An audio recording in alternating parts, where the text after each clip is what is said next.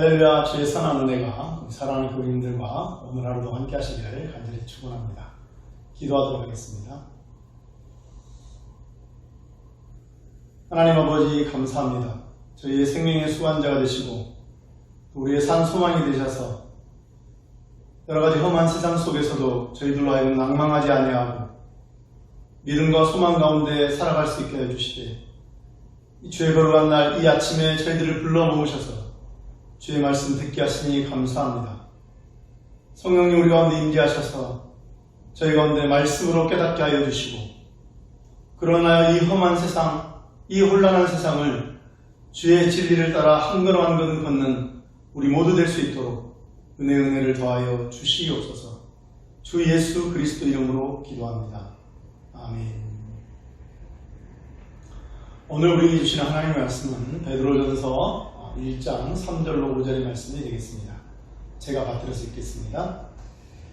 우리 주 예수 그리스도의 아버지 하나님을 찬송하리로다. 그의 많으신 긍휼대로 예수 그리스도를 죽은 자 가운데서 부활하게 하심으로 말미암아 우리를 거듭나게 하사 산 소망이 있게 하시며 썩지 않고 더럽지 않고 쇠하지 아니하는 유업을 있게 하시나니 곧 너희를 위하여 하늘에 간직하신 것이다. 너희는 말세에 나타내기로 예비하신 구원을 얻기 위하여 믿음으로 말미암아 하나님의 능력으로 구하심을 받았느니라. 아멘. 우리는 이제 하나님이 그 크신 긍휼로 우리에게 베풀어 주신 은혜의 선물들에 대해서 살펴보려고 합니다. 이미 지난주에 우리가 살펴봤던 것처럼 그것은 산 소망, 또 유업, 또 그리고 구원이라고 말할 수 있는데 오늘부터 시작해서 이 세 가지 각각에 대해서 살펴보고 마지막에는 이 세 가지를 관통하고 있는 하나의 중요한 또 진리를 우리가 다 같이 생각해 보도록 하겠습니다. 먼저 산 소망에 대해서 생각을 해보겠는데 우리 3절 하반절을 주목해서 다시 한번 보도록 하겠습니다. 그의 많으신 긍휼대로 예수 그리스도를 죽은 자 가운데서 부활하게 하심으로 말미암아 우리를 거듭나게 하사 산 소망이 있게 하시며. 성령님께서 베드로를 통하여 하시는 말씀은 우리 믿는 자가 가지고 있는 소망은 죽은 소망이 아니라 산 소망이다 라는 것입니다. 우리가 알고 있는 것처럼 베드로전서를 받고 있는 신자와 교회들의 형편은 결코 쉬운 형편이 아닙니다. 신앙으로 말미암아 많은 어려움을 겪고 있는 또 앞으로 닥치게 될 환난을 미리 예감하면서 그 마음에 많은 긴장감을 가지고 있는 그러한 형편에 있는데 그런 형편에 놓여있는 신자와 교회들을 향하여서 성령께서는 말씀하시는 것입니다. 너희들은 소망을 가진 자이고 그 소망이라는 것은 아무 쓸모없는 것이 아니라 살아있는 소망이다 라고 말하고 있다는 것이죠. 그런데 특별히 여기서 우리가 주목해야 되는 것은 이 산 소망의 특이성이 있다는 것입니다. 그것은 바로 가지고 싶다고 해서 누구나 가질 수 있는 것은 아니라는 것입니다. 그냥 길을 지나가다가 죽을 수 있는 그런 소망이 아니라는 것입니다. 우리가 이미 읽어보았던 것처럼 성령께서는 이렇게 말씀하십니다. 거듭나게 하사 산 소망을 가지게 하신다. 산 소망을 가지게 된다는 것은 무슨 말인가? 거듭났다는 것을 의미한다는 것이죠. 다시 말하면 거듭난 자가 가지게 되는 것이 산 소망이요 거듭난 자에게 주시는 은혜의 선물이 산 소망이다 라고 이렇게 말하고 있다는 것입니다. 거듭나지 않으면 알 수도 없고 가질 수도 없는 것이 바로 성령께서 베드로를 통하여 말씀하시는 산 소망이라는 것입니다. 이 거듭난다는 말은 성경을 보게 되면 우리 예수님께서 최초로 사용하신 말씀이라는 것을 우리가 알 수 있는데 요한복음 3장 3절로 8절을 가보게 되면 예수님께서 이렇게 말씀하시는 장면을 우리가 만날 수 있습니다.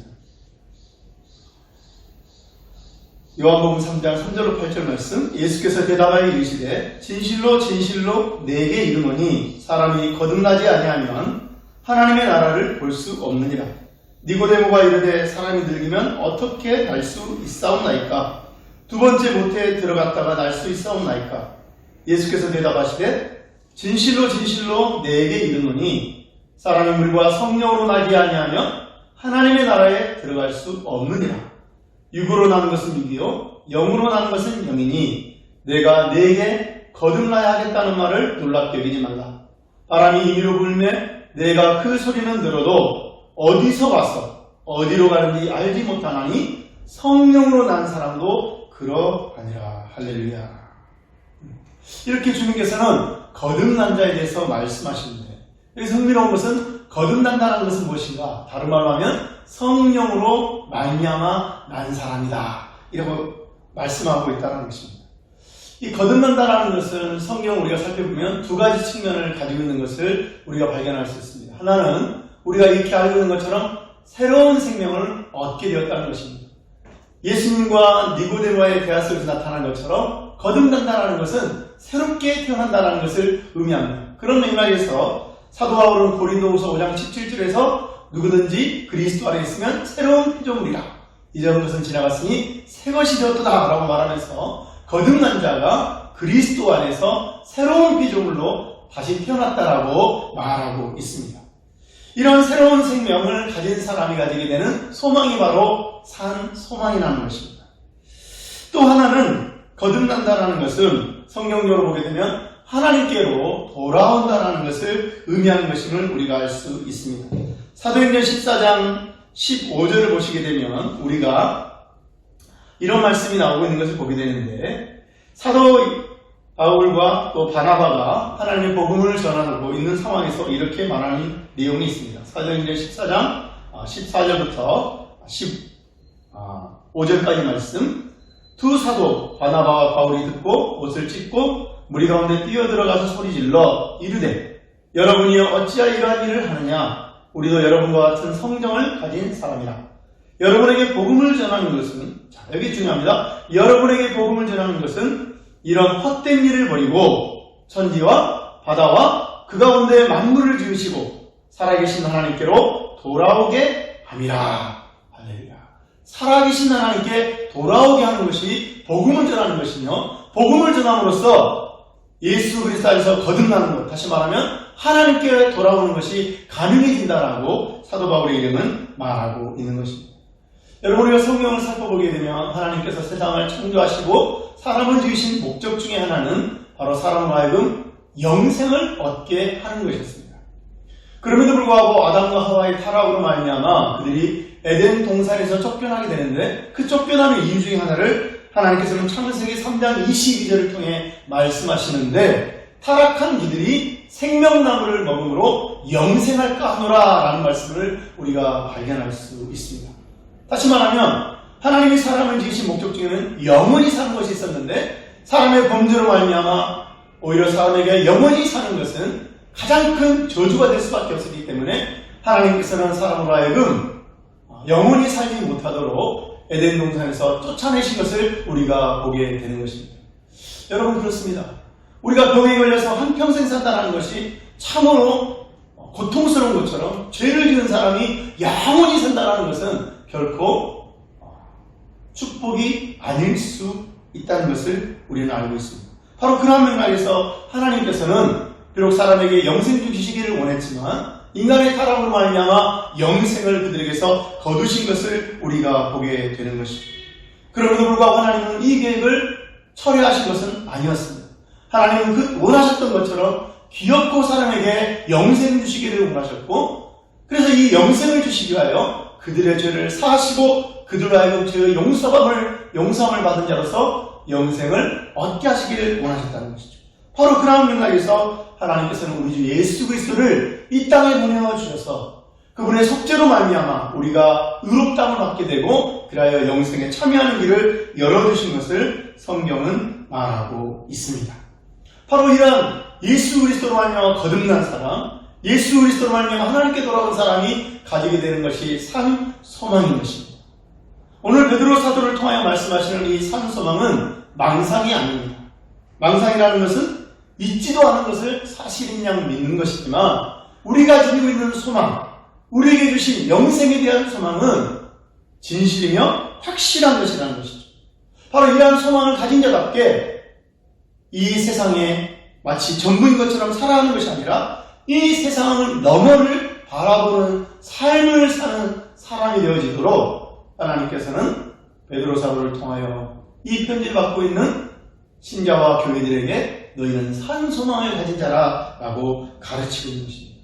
이러한 새로운 소망을 가진 사람은 새로운 소망을 가진 사람답게 살아가야 될 것입니다. 이것은 새로운 소망을 가졌기 때문에 이 세상을 떠나고 세상에 무관심하고 세상에 대하여 소극적으로 사는 삶을 말하지는 않습니다. 오히려 베드로전서를 통하여 우리에게 가르쳐 주시는 산 소망을 가진 삶은 내게 주어진 삶의 모든 여정에서 보다 적극적으로 내게 베풀어진 새로운 생명을 드러내는 삶을 말하고 있는 것을 우리는 베드로전서를 통해 알 수 있습니다. 예를 들어보면 베드로전서 2장 11절로 12절을 보게 되면 이렇게 말씀하시죠.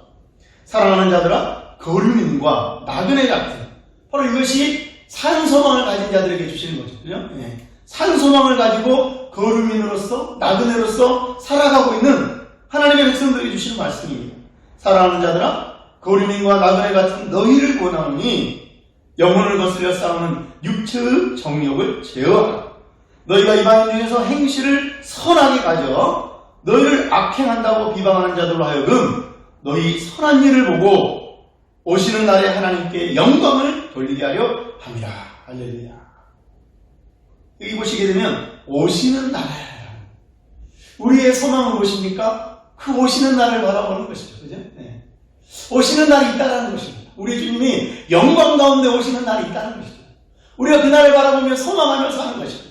그 소망을 가진 자의 삶이 마땅히 어때야 되는가? 성경에서는 베드로를 통하여 말하는 것이죠. 이방인 중에서 이 소망을 가지지 않은 사람들 중에서 살아갈 때 행실을 선하게 가지는 것이다. 그리하여서 그 마지막 날에 하나님께 영광을 돌려드리는 것이다.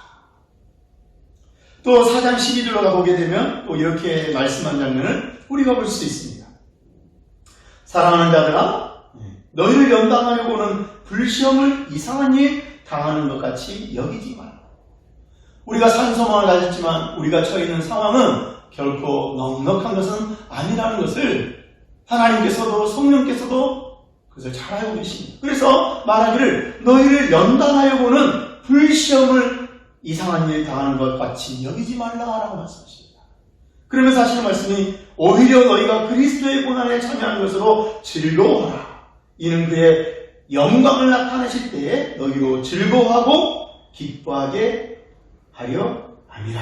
이렇게 말하고 있습니다. 여기도 보시게 되면은 이는 그의 영광을 나타내실 때라고 주님께서 이 땅에 오실 그 순간을 말하면서 그때 우리가 하나님께 영광을 올려드리기 위하여서 우리에게 주신 산 소망을 따라 우리에게 닥쳐온 이 불같은 고난에도 불구하고 낙심하지 말고 절망하지 말고 위축되지 말고 힘써 선한 일을 행하고 주의 백성의 삶을 살아가라고 말씀하고 있는 것이죠. 이것이 바로 산 소망을 가진 자의 합당한 모습인 것을 성경은 말하고 있습니다. 사랑하는 교회 여러분, 하나님이 우리에게 주신 이 거듭난 생명, 그래서 거듭나지 못하는 자는 알지 못하는 이 산 소망을 우리가 가진 사람답게 우리가 이 세상을 살아가되 이 세상 너머를 바라보면서 이 세상에 연연하지 않고 한 걸음 한 걸음 주의 선한 길을 가는 저와 여러분 될 수 있기를 간절히 축원합니다. 이 사실은 실은 이제 우리가 두 번째 살펴볼 유업을 통해서 보다 더 분명하게 드러나는데 한번 4절 말씀을 우리 다 같이 읽어보도록 하겠습니다. 썩지 않고 더럽지 않고 쇠하지 아니하는 유업을 잊게 하시나니 곧 너희를 위하여 하늘에 간직하신 것이라. 아멘. 두 번째 우리가 살펴볼 것은 하나님께서 우리를 긍휼히 여기셔서 우리에게 주신 유업에 대해서 살펴보려고 합니다. 신자와 하나님 나라의 백성이 받아 누리게 될 기업에 대해서 성경은 그것을 유업이라고 말하고 있습니다. 유업이라는 말을 실은 우리가 쉽게 말하면 유산이라고 말할 수 있는 것이죠. 근데 왜 성도가 받아 누리게 되는 기업에 대해서 우리가 그리스도 안에서 신자로서 하나님 나라의 백성으로서 받게 되는 기업에 대해서 성경은 그것을 유업이라고 유산이라고 말하고 있는 것일까요? 그것은 바로 그것은 우리가 그것을 물려받게 되기 때문입니다. 우리가 받게 되는 이 유업은 갑자기 하늘에서 뚝 떨어지는 것이 아닙니다. 우리가 하나님께 받는 기업은 우리 자신의 힘으로 일으켜 세우고 취한 것이 아닙니다. 물려받는 것입니다. 거저받는 것입니다. 그래서 여기서 중요한 게 있죠. 그럼 누구한테 물려받는 것인가? 히브리서 9장 14절로 18절 말씀을 가보도록 하겠습니다. 히브리서 9장 14절로 18절의 말씀 제가 읽겠습니다. 하물며 영원하신 성령으로 말미암아 흠없는 자기를 하나님께 드린 그리스도의 피가 어찌 너희 양심을 죽은 행실에서 깨끗하게 하고 살아계신 하나님을 섬기게 하지 못하겠느냐. 이로 말미암아 그는 새 언약의 중보자이시니 이는 첫 언약 때에 범한 죄에서 속량하고 주구사 부르심을 입은 자로 하여금 영원한 기업의 약속을 얻게 하려 하시니라. 여기 보게 되면 주님께서 그의 죽으심으로 말미암아 우리를 거듭나게 하시고 거듭난 우리에게 주시기를 원하신 것이 무엇이냐? 바로 영원한 기업이다 라고 말하고 있습니다. 여기서 흥미로운 것은 기업이라고 번역되어져 있는 헬라어 클레로노미아라는 이 단어는 실은 우리가 베드로전서 1장 4절에서 보았던 썩지 않고 더럽지 않고 쇠하지 않는 유업, 바로 이 유업과 동일한 단어입니다. 그러니까 성경이 말하는 예수 그리스도로 말미암아 우리에게 주시고자 하시는 기업이 바로 하나님이 자기 백성에게 주시고자 하시는 유업이며 유산인데, 그러면 그것은 도대체 어떤 것인가? 여러분, 우리가 살펴보게 되면 이른바 하나님 나라의 백성의 가장 그 아버지라고 부르는 이가 누구니까? 바로 아브라함이죠. 그죠? 네. 믿음의 조상 아브라함이라고 하는데, 하나님께서 아브라함을 부르시고 아브라함에게 약속하신 것이 바로 가나안에게서 주시겠다는 기업, 가나안을 땅으로 삼는 기업이었습니다. 그죠? 그리고 하나님께서는 아브라함을 가나안으로 부르셔서 그로 하여금 가나안을 기업으로 받게 하시고, 이렇게 창세기 10장이 시작되면서부터 창세기 마지막 장까지의 핵심적인 주제가 무엇입니까? 네. 바로 이 하나님이 아브라함에게 주신 이 기업을 누가 유산으로 이어받느냐. 이른바 아브라함의 기업을 이어받는 상속의 원리가 무엇인가 라는 것이 창세기 12장 이후의 모든 내용의 핵심적인 교훈의 하나라는 것을 우리가 알고 있습니다. 누가 아브라함의 기업을 유산으로 물려받을 것인가? 이 아브라함의 유업으로 베풀어진 이 가나안 땅이 지금 누구에게 줍니까? 이삭과 야곱과 그리고 결국은 출애굽을 통하여 이스라엘 백성에게 주고 있는 것을, 베풀어지고 있는 것을 우리가 보게 됩니다. 신명기 3장 20절을 보게 되면 하나님께서 요단 저쪽에서 이미 기업을 받은 루벤 지파와 갓 지파와 므낫세 반 지파에게 하시는 말씀이 이와 같습니다. 여호와께서 너희에게 주신 것 같이 너희의 형제에게도 안식을 주시리니 그들도 요단 저쪽에서 너희의 하나님 여호와께서 그들에게 주시는 땅을 받아 기업을 삼기에 이르거든 너희는 각각 내가 준 기업으로 돌아갈지니라. 하나님이 이스라엘 백성에게 주시는 땅을 기업이라고 유산이라고 말합니다. 하나님의 백성인 아브라함에게 주셨던 땅을 이스라엘이 물려받고 있는 것입니다. 그리고 이 이스라엘이 물려받았던 이 유업은 우리가 성경을 살펴보게 되면 모형론적인 측면을 가지고 있는 것을 보게 됩니다. 무슨 말이냐? 결국 하나님이 아브라함에게 주시겠다고 하신 이 기업이, 그리고 그 기업으로서의 가나안 땅이라는 것은 실체가 아니라 모형이라는 것이죠.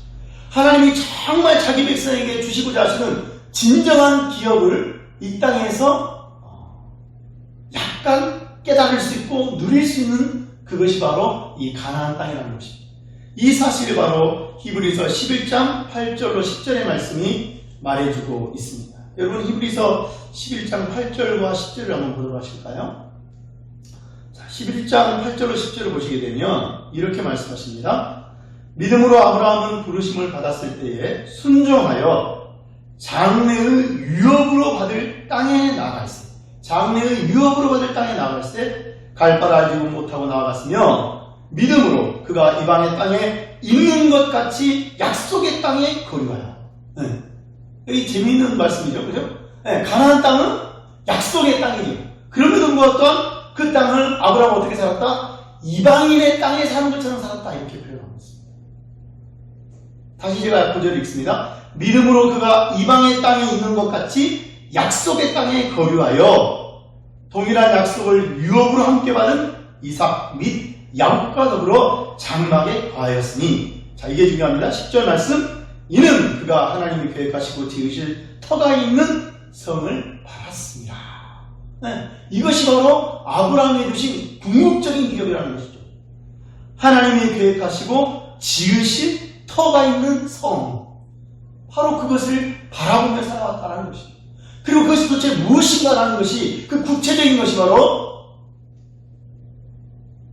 아브라함의 참된 후손, 아담의 참된 후손, 언약의 참된 계승자이신 예수 그리스도를 통하여 나타나는 것을 우리가 보게 되는 것이죠.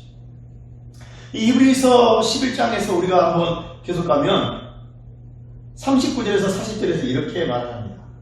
이 사람들은 다 믿음으로 말미암아 증거를 받았으나 약속된 것을 받지 못하였다.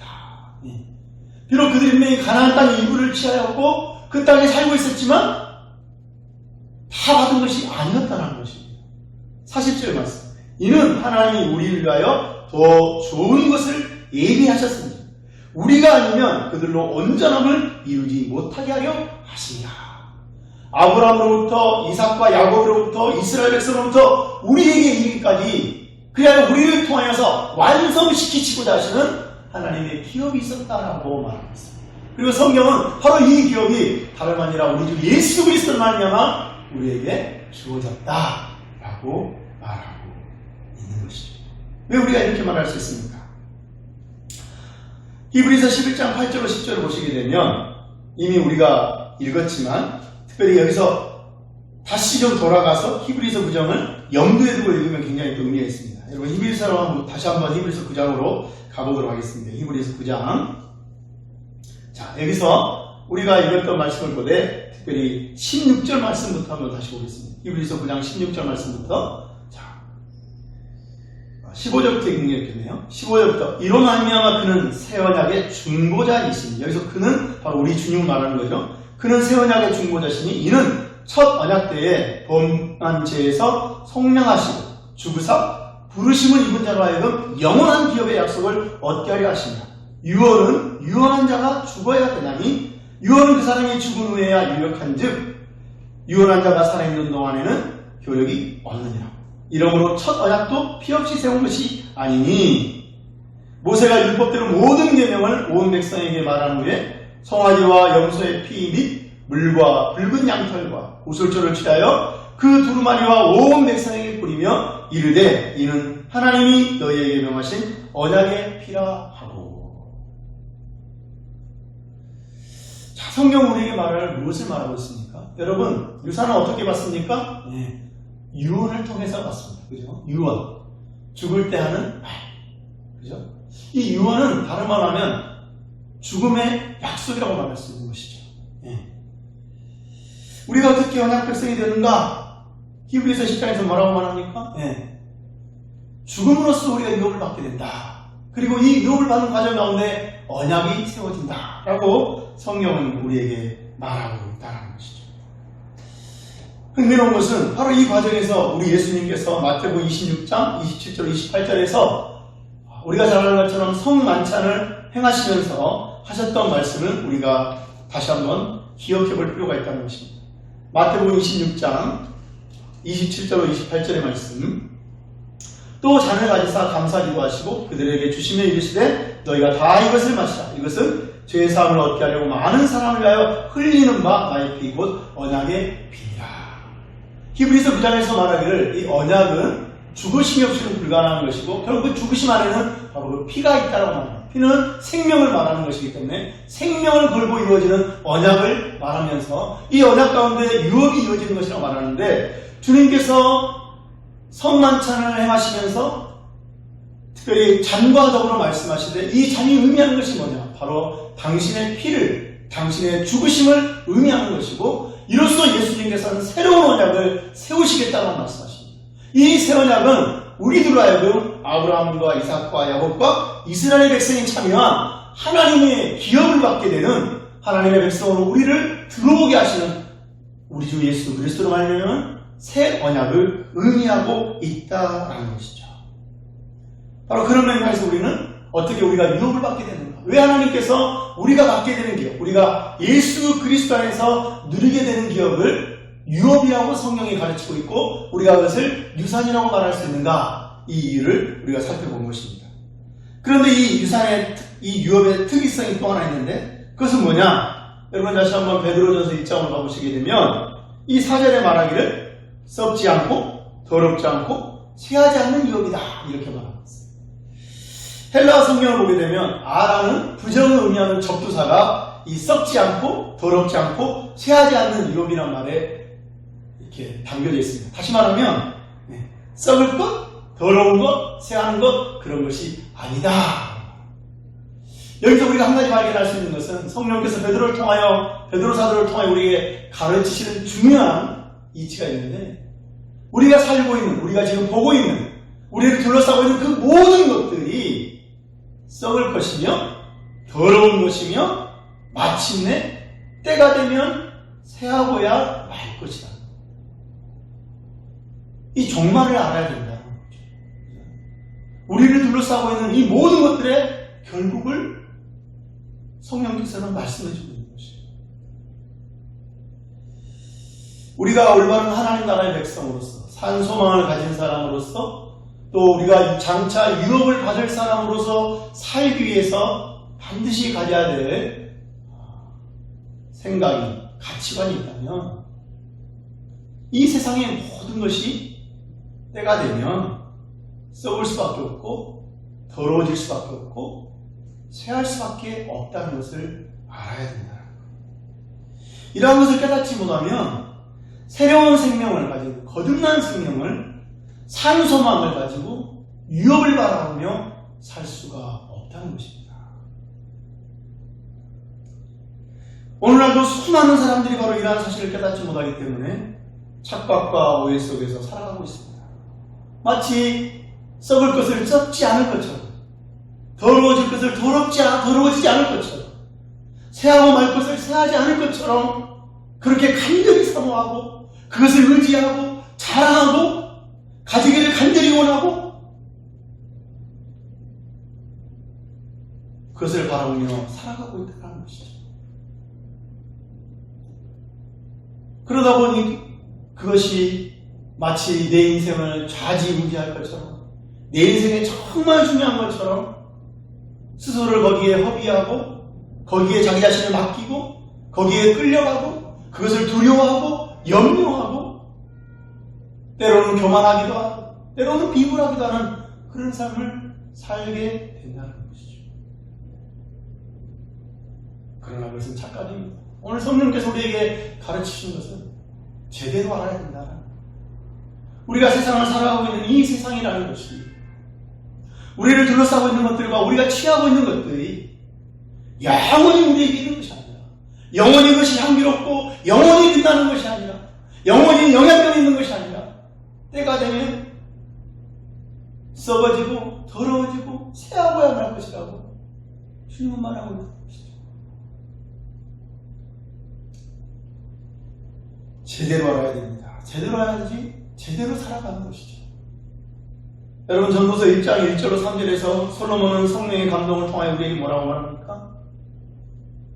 전도서 1장 1절로 3절을 보시면 다윗의 아들 예루살렘 왕 전도자의 말씀이라. 전도자가 이르되 헛되고 헛되며 헛되고 헛되니 모든 것이 헛되도다. 해 아래에서 수고하는 모든 수고가 사람에게 무엇이 유익한가? 이렇게 말하고 있습니다.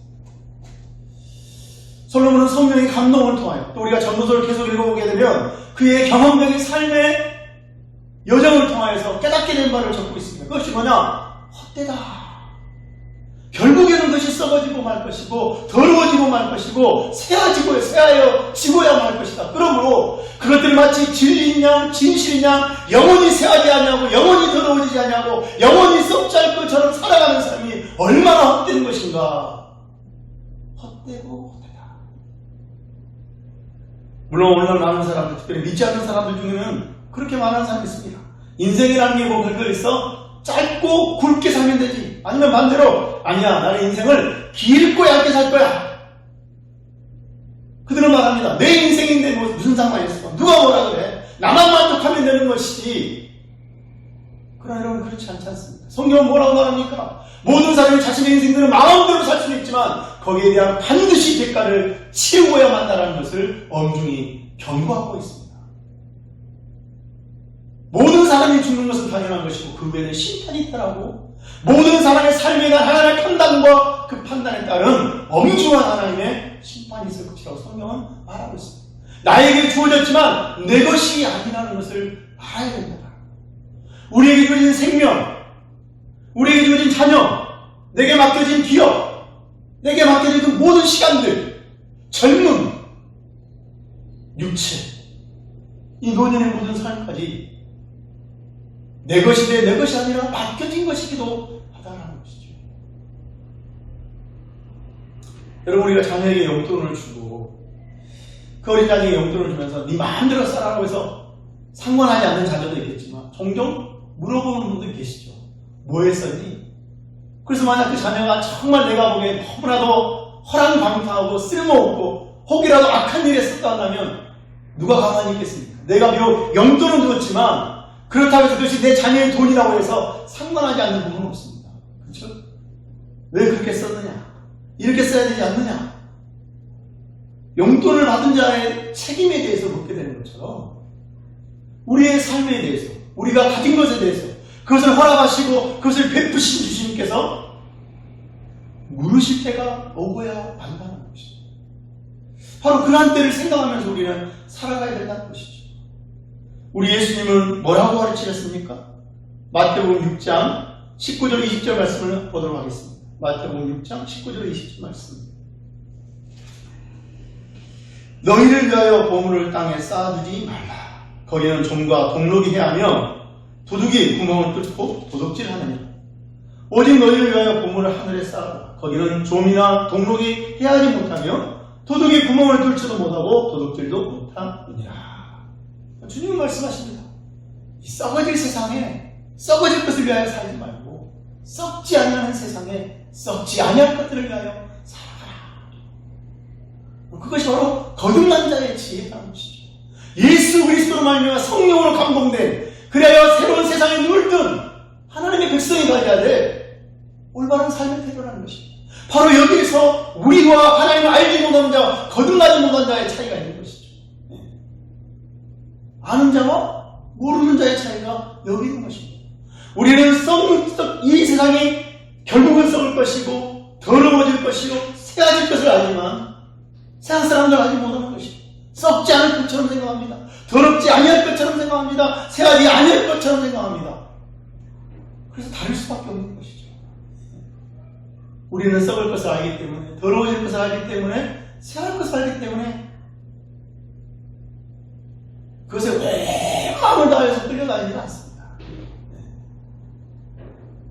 비록 그것이 중요한 것이 맞고 그것이 가치가 있는 것이 맞고 그것이 분명 힘이 있는 것이 맞다라는 것을 알지만 궁극적으로 그것도 결국은 썩어지고 더러워지고 새할 것을 알기 때문에 우리가 좀 더 마음에 중심을 가지고 대할 수 있고 살아갈 수가 있는 것이죠. 사랑하는 여러분, 성령께서 저와 우리 모두에게 우리의 믿음에 걸맞도록 영안을 열어주시기를 간절히 축원합니다. 눈에 보이는 것을 전부 있냐, 썩어질 것을 썩지 않을 것처럼, 더러워질 것을 더럽지 아니할 것처럼, 새할 것을 새하지 아니할 것처럼 살아가는 그런 의미 아니라 예수 그리스도로 말미암아 새로운 피조물 된 자로서, 하나님께 돌아간 자로서, 영생의 소망을 가진 자로서 영혼을 이끌어 살아갈 수 있도록 썩을 것과 더러워질 것과 새하여질 것의 본질을 직시하면서, 비록 우리가 이 땅을 살아가면서 그것들이 우리에게 필요한 것이긴 하지만, 유익한 것이긴 하지만, 잠시 의지할 만한 것이긴 하지만, 그것에 온 마음을 빼앗겨서 우리에게 주신 영원한 산 소망을 잊어버리고 없는 자처럼 살아가는 것이 아니라, 우리에게 주어진 그 영원한 유업, 산 소망을 생각하면서 이 세상을 살아가는 지혜가 우리 모두에 있기를 간절히 바라는 것입니다. 마지막으로 이 유업이 가지고 있는 특이성 세 번째를 한번 살펴본다면, 우리가 사제를 다시 한번 보시면 이 유업에 대해서 베드로 사도는 성령의 감동을 통하여 이렇게 말합니다. 너희를 위하여 하늘에 간직하신 것이다. 이렇게 말합니다. 하늘에 간직된 유업이에요. 우리가 받게 되는 유업은 하늘에 간직된 유업이에요. 여기 하늘에 간직되다라는 말을 우리가 한번 살펴볼 필요가 있는데, 이건 헬라어로 테테네메넨이라는 단어입니다. 이것은 헬라어로 간직하다라는 뜻을 가진 테레오라는 단어의 완료형이 있는 것인데, 여기서 오해를 하나 풀어보는 것도 좋을 것 같습니다. 무슨 말이냐면, 이 베드로전서를 통해서 말씀되어질 때 우리가 받게 되는 유업은 지금 만들어지고 있는 것이 아니라는 거예요. 그죠? 네. 이미 만들어져서 간직되어져 있는 유업이라고 성경은 말하고 있습니다. 그런데 우리가 요한복음 14장을 가보게 되면 예수님께서 이렇게 하시는 장면을 우리가 만나게 됩니다. 요한복음 14장 1절로 3절을 보게 되면 너희는 마음에 근심하지 말라. 하나님을 믿으니 또 나를 믿으라. 자, 이게 중요합니다. 내 아버지 집에 거할 곳이 많도다. 그렇지 않으면 너희에게 일렀으리라. 내가 너희를 위하여 거처를 예비하러 가노니 가서 너희를 위하여 거처를 예비하면 내가 다시 와서 너희를 내게로 영접하여 나 있는 곳에 너희도 있게 하리라. 여기 보게 되면은 일면 생각하게 예수님께서 승천하신 이유 중에 하나가 뭐냐 할 때 우리가 살아갈 수 있는 거처를 마련하러 가셨다. 이렇게 생각할 수 있다는 것이죠. 그래서 어떤 이는 말하기를 지금 하늘나라에서는 지금 우리가 살 수 있는 맨션이 지금 이렇게 지어지고 있는 중이다. 그래서 이 맨션들이 다 지어지면 우리 예수님이 오실 것이다 라고 가르치는 목사님도 있고 또 본인이 그런 환상을 봤다라고 하는 그런 목사님도 있는 것을 우리가 듣게 되는데 과연 성경에서 말하는 이 말이 그냥 그런 의미만이 있느냐. 물론 1차적으로 분명 주님께서 우리가 구할 처소를 예비하러 간다 라고 할 수도 있지만 성경 전체를 조명해보면 이 말씀 속에서는 새로운 해석의 여지가 있는 것을 우리가 발견할 수 있다는 것이죠. 20절부터 23절을 보시게 되면 바로 그것인데 요한복음 14장 20절 23절 보면 이렇게 말씀이 기록되어 있습니다. 그 날에는 내가 아버지 안에 너희가 내 안에 내가 너희 안에 있는 것을 너희가 알리라. 여기 신기하잖아요. 네. 내가 아버지 안에 있다. 이 존재론적으로 보면 이 거처라는 것도 잘 연결해 보세요. 네. 거처라는 것이 존재하기 위한 것이야. 근데 주님 말하는 것은 그날에 내가 아버지 안에 너희가 내 안에 내가 너희 안에 있는 것을 너희가 알리라. 자, 21절 나의 계명을 지키는 자라야 나를 사랑하는 자니 나를 사랑하는 자는 내 아버지께 사랑을 받을 것이요 나도 그를 사랑하여 그에게 나를 나타내리라. 가룟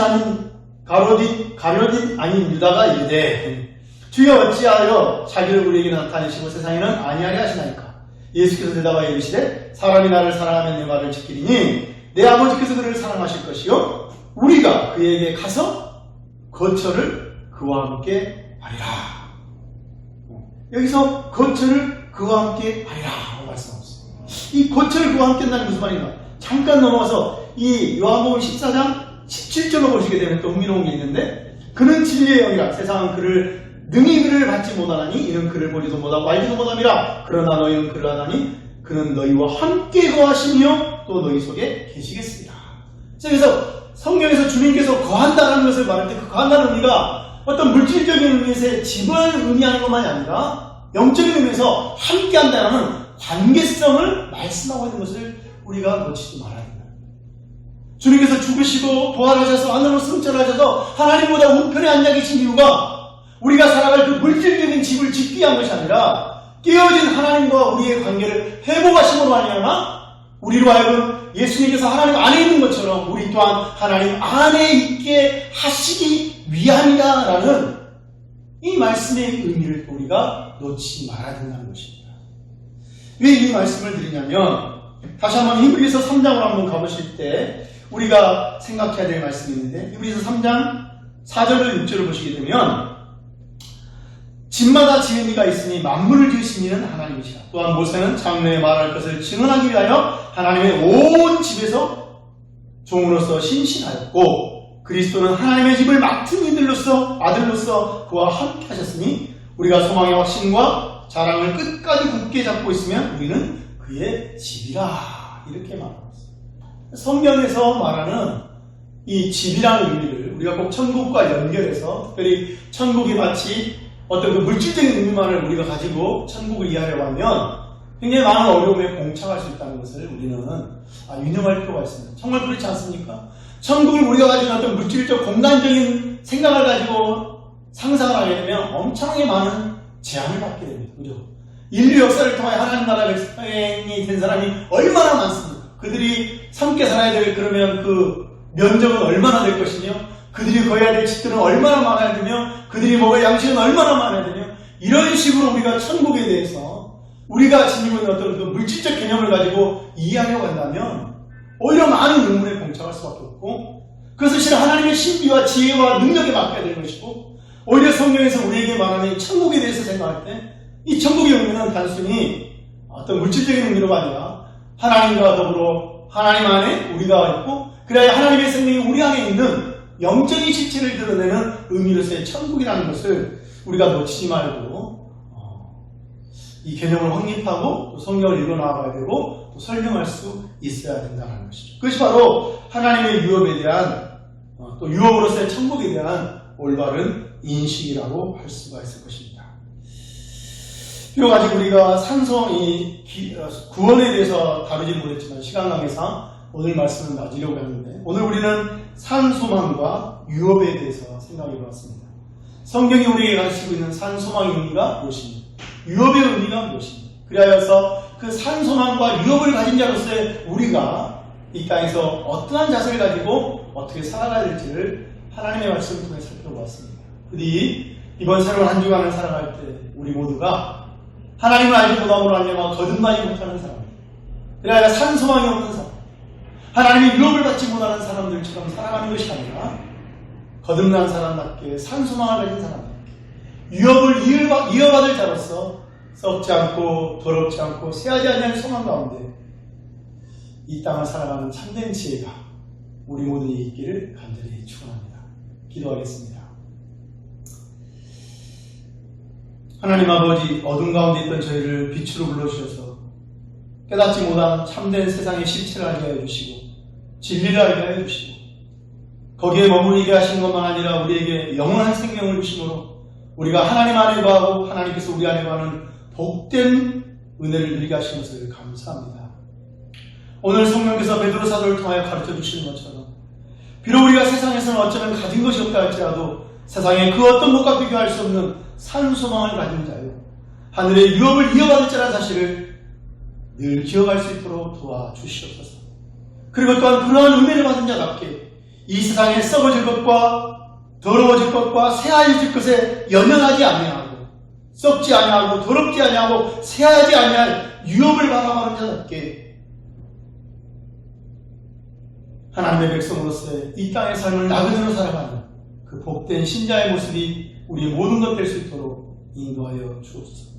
비록 우리를 둘러싼 상황들이 어렵고 힘들지만 그러나 이것이 결코 영원한 것이 아니라는 것을 다시 한번 기억하는 가운데 코로나19로 말미암아 직면하고 있는 수많은 어려움들 속에서도 그러나 이 어려움이 결코 우리의 생명을 하나님으로부터 빼앗을 수 없다는 사실을 기억하고 하나님이 우리에게 주신 영원한 생명의 은혜를 해망할 수 없다는 것을 기억하면서 오히려 더 하나님을 의지함으로 말미암아 이 어려운 때에 베풀어 주신 생명의 능력을 힘입어서 코로나19라는 어려운 시국을 이겨낼 수 있게 해주시고 이 소망을 오히려 알지 못한 자들에게 증거하며 흘러보낼 수 있는 복된 통로의 삶을 살아가는 우리 모든 중대교회 교우들 되도록 인도하여 주옵소서.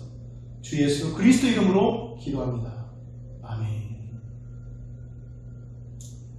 말씀을 마쳤습니다. 이번 한 주간도 주의 사랑의 은혜가 우리 모든 교우들과 함께 하시길 간절히 축원합니다.